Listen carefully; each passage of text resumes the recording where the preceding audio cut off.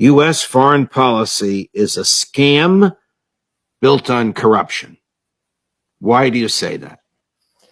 You know, I've been trying to understand how it is that every single American foreign policy in the last couple of decades, one could go back, but let me start with the year 2000. Basically, has failed miserably.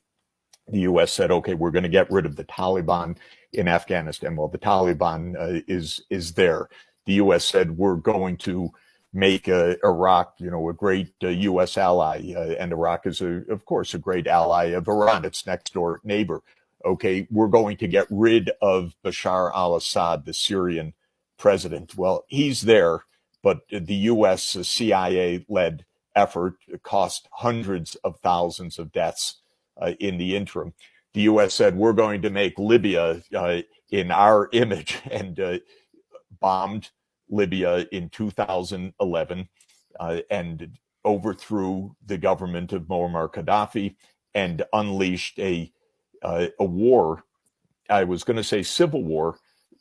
Well, there is a civil war in Libya, but it's a war throughout Africa now, because what spilled out of Libya was armaments and jihadists and mercenaries that have spread throughout much of Central and Western Africa by now. The U.S. said, we're going to overthrow Yanukovych, the Ukrainian president, in February 2014. The new government's going to call for NATO enlargement. We're going to move in. That was the Biden, Sullivan, Nuland plan.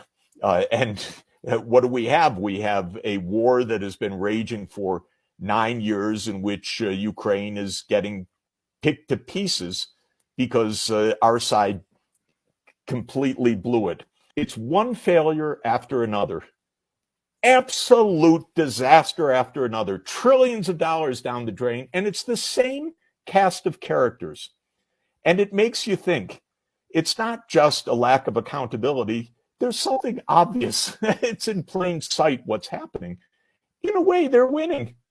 They're not winning in anything that has to do with my interests or your interests, Judge, or the interests of the American people. But they've gotten the military spending and the defense-related budget up to about $1.5 trillion this year. More contracts spilling out everywhere. They're making wars as business. This is business. It's hundreds of billions of dollars of contracts. It's big business. And the business is everywhere. If you're in the Atlantic Council, you're paid for by the military complex. If you're part of this Institute for the Study of War, which is part of the Kagan family enterprise, you're paid for by this. It's the whole business of Washington. The military or defense industry, so-called, although defense is a euphemism for military, spends about $150 billion a year in lobbying. According to OpenSecrets.org, about 72% of those lobbyists are recycled from the U.S. government, the revolving door. So this is part of the scam.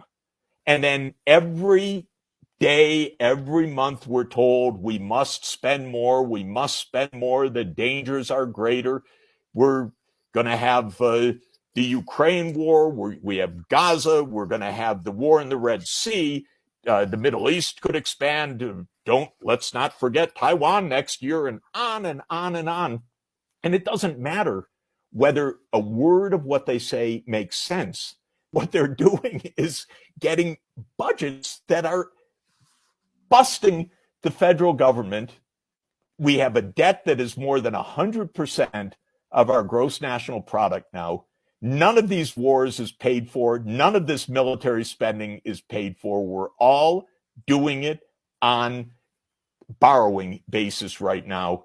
Interest rates have soared, and we're digging in deeper. Nobody's happy because this is a complete tragedy for Ukraine. It's a devastation for Palestine. It's a horrible outcome for U.S. foreign policy and for our place in the world. And all of it fails. But the one thing that has succeeded to this moment, at least, is the money keeps flowing.